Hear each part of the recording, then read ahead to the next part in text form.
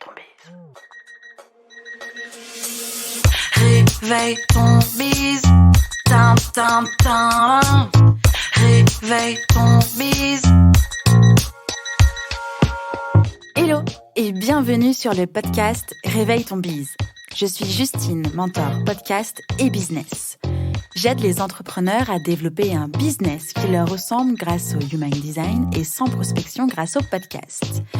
Tous les lundis à 6h, je me mets au défi de vous partager des conseils et de l'inspiration pour vous réveiller, vous et votre business. Est-ce que vous êtes prêts à attaquer cette nouvelle semaine à fond ? Moi, je le suis. C'est parti, bonne écoute. Hello, ravie d'être dans vos oreilles ce matin pour le nouvel épisode de Réveille ton bise. J'espère que vous allez bien et que vous avez la forme. Aujourd'hui, j'ai envie de vous partager une nouvelle fois de quoi vous aider à prendre du temps pour vous et à vous mettre aussi en priorité. Parce que si c'est bien pour vous, ça l'est aussi pour votre entreprise. Et donc, le sujet du jour, c'est de prendre du temps pour soi, qui est donc un investissement pour vous, mais aussi pour votre business. J'espère que vous êtes d'accord avec moi quand je dis que c'est jamais agréable d'être totalement dépassé par son travail et surtout d'avoir la sensation qu'on ne va pas s'en sortir, que nous avons touché le fond et qu'en fait ce fond, il peut être encore plus bas et qu'on essaye désespérément de gratter les bords pour tenter de revoir un peu la lumière du jour. Tout ça parce que on peut avoir accumulé du retard à cause de certains imprévus, tout ça parce qu'on a le cerveau bien trop rempli et aussi un agenda qui n'est pas du tout adapté avec le temps qui passe. Imaginez pouvoir vous arrêter sans culpabiliser, avoir plus de temps à consacrer à vos proches, à vous-même pour pouvoir faire du sport ou simplement lire un bon livre. Mon objectif avec cet épisode, c'est de vous partager des méthodes pour concilier votre vie d'entrepreneur, mais aussi votre vie d'humain et d'humaine. Et vous verrez, c'est quand même parfois indispensable pour pouvoir aller de l'avant pour vous et votre business. Alors, on va commencer déjà avec le principe de faire plus à partir de moins. Ok, non, je n'ai rien fumé de spécial ce matin pour vous dire une phrase pareille qui peut être juste entendue comme ça en se demandant mais qu'est-ce qu'elle est en train de raconter Justine. Travailler moins pour plus de résultats, j'avoue, l'idée peut paraître assez contre-productive et aussi contre-intuitive. Et en même temps, qui veut pas ça ? Ça paraît évident si on souhaite s'accorder plus de temps. Je sais déjà ce que vous dites. Vous pensez que vous ne pouvez pas faire moins que ce que vous faites déjà et que c'est absolument impossible de supprimer certaines activités, certaines tâches. Eh bien si, en réalité, nous consacrons beaucoup de temps à des tâches non essentielles et qui coûtent plus en temps que ce qu'elles rapportent. Alors, essayez déjà, la toute première étape que je vous conseille de faire, c'est de faire une liste de tout ce que vous faites pendant votre journée de travail. Entourez les activités indispensables. Ce sont donc les autres que vous allez pouvoir retirer. Donc commençons par les tâches qui fâchent. Je parle des réseaux sociaux, donc de Facebook, Instagram, Twitter, YouTube. Et aussi, je parle des recherches sur Internet qui sont inutiles. Tout ça, ça va prendre du temps dans votre quotidien sans même possiblement que vous êtes en train de vous rendre compte que vous êtes sur un réseau social en train de scroller ou sur Google en train de faire une recherche qui n'a pas de sens. Et puis, il y a aussi le temps d'attention aux notifications. On est souvent appelé et happé par une notif mail, par une notif d'un réseau social, etc. Et puis surtout, vous pouvez être, et ça a été mon cas pendant longtemps, disponible tout le temps au téléphone ou par message. Peut-être que vous ne vous rendez même pas compte que ça prend énormément de temps dans votre journée. Moi, j'utilise l'outil Toggl pour timer tout ce que je fais dans ma journée. Malheureusement, je ne lance pas Toggl quand je suis en train de perdre mon temps sur Instagram et que je suis complètement perdue dans les reels des gens.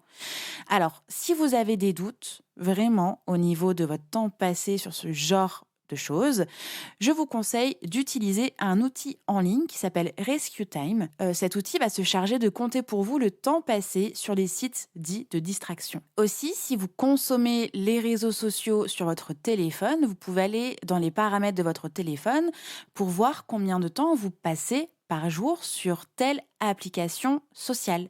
Là aussi, ça risque de vous faire un peu peur.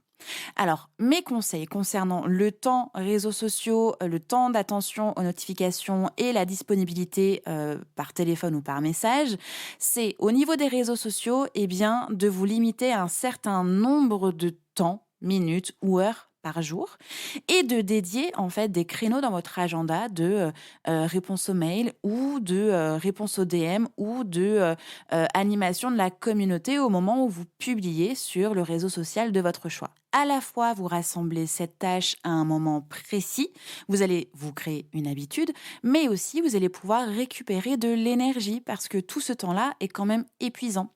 Et c'est ce temps-là que l'on perd de façon automatique et surtout bêtement. Au niveau de la disponibilité téléphone, mais aussi des notifications, je vous recommande de vous mettre en ne pas déranger. Donc, c'est possible de le faire directement sur votre ordinateur si vous êtes team Apple, mais aussi sur votre téléphone. Je suis toute la journée en ne pas déranger.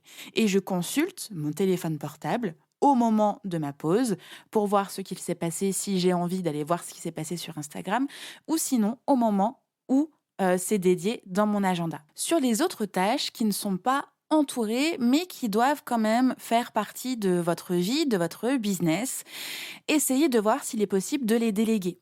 En général, on est persuadé que toutes les activités que l'on réalise ne peuvent pas être déléguées, surtout quand on pense que c'est toujours mieux fait par soi-même. Mais c'est faux.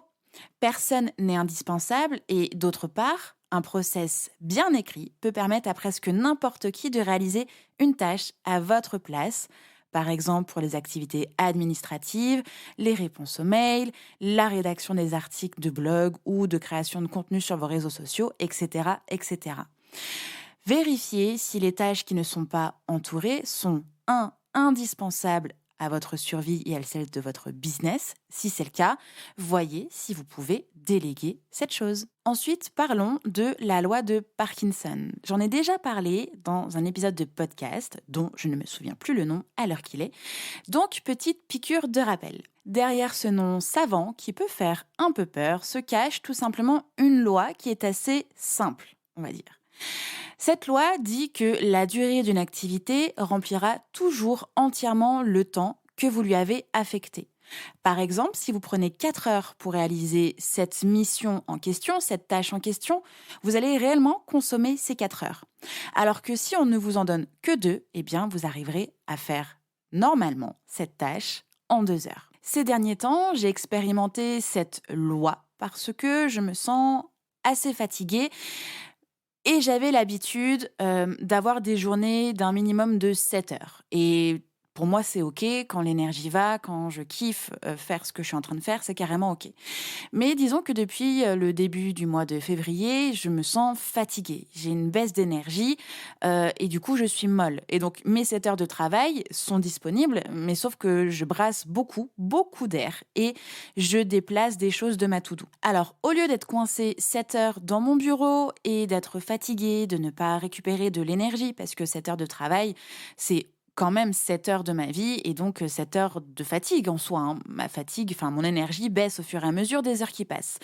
J'ai décidé de limiter, en fait, de façon assez naturelle depuis la 2e semaine de février, à des journées de 5 heures. Je voyais bien qu'à partir d'un certain moment assez tôt dans l'après-midi, j'étais plus du tout opérationnelle et je me traînais. Clairement, je me traînais. Donc, au lieu d'être là et de vraiment faire 7 heures de traînage, eh bien, j'ai décidé en fait d'arrêter ma journée. Je me traîne, j'avance pas, ça sert à rien d'être là, j'arrête. Et donc, je me suis rendu compte qu'à partir de 5 heures de travail, en ce moment, je suis plus opérationnelle. Au lieu d'être en souffrance, eh bien, j'ai tout simplement limité mes journées à 5 heures de travail. Depuis ce constat-là, j'ai cadrer mes journées à 5 heures. Donc, tout ce que je voulais faire et tout ce que je pensais pouvoir faire en 7 heures, eh bien, je n'ai plus, entre guillemets, que 5 heures.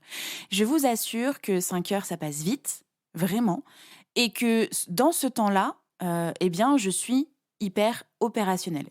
Bon, sauf quand je suis méga fatiguée.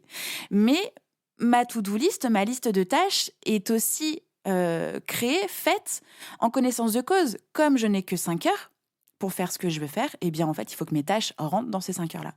Et je vous assure que ça ne dépasse pas. Encore un exemple. Ça fait depuis quelques semaines que je travaille dans mon cerveau à monter mon programme Réveille ton bise. J'en ai déjà parlé dans les précédents épisodes de podcast et aussi en newsletter. Bref, donc ce programme qui est simplement issu des 250 entrepreneurs que j'ai accompagnés en moins de 2 ans, eh bien, il faut le mettre sur papier pour pouvoir en parler, mais aussi convaincre les personnes de participer à la première session. Bref, je délègue la partie rédaction de la page de vente à Sandra. Salut Sandra. Elle m'avait demandé certaines choses pour pouvoir rédiger la page de vente, notamment mon persona, notamment la promesse, notamment les modules, bref, tout ce qui concerne en fait ce programme qui est jusqu'à présent enfermé dans mon cerveau.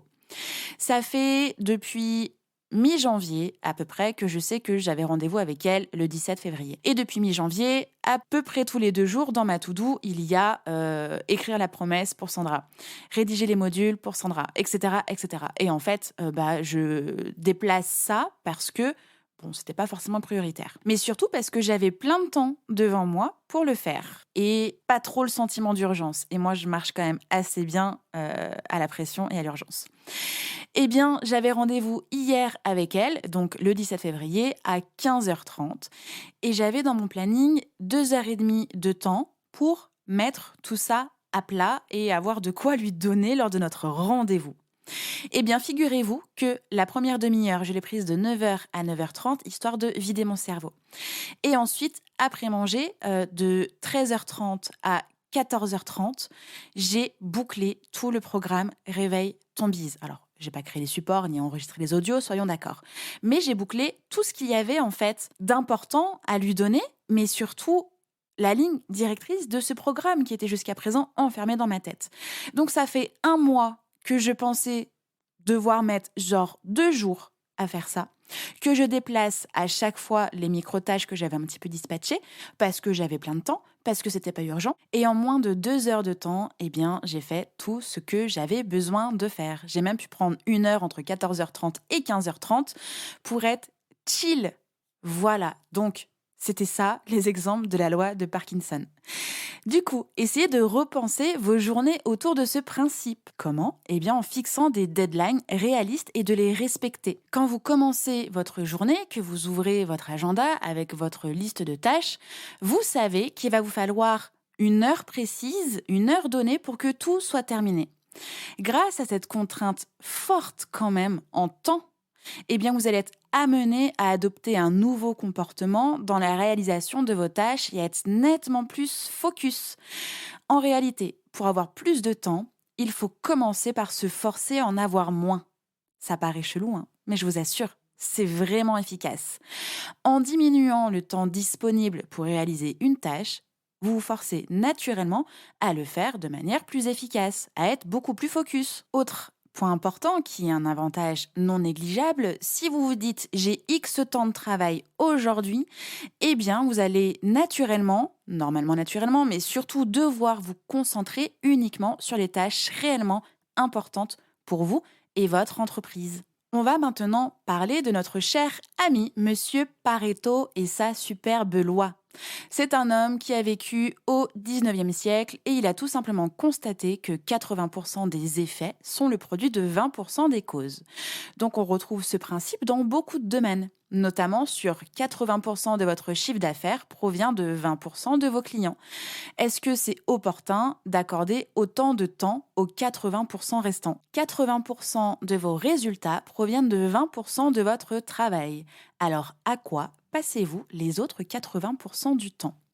Comment est-ce qu'on va appliquer la loi de Pareto dans nos activités, les miennes et les vôtres ? En fait, c'est une méthode à laquelle on pense rarement. Analyser la teneur de ces activités pour voir où l'on passe du temps.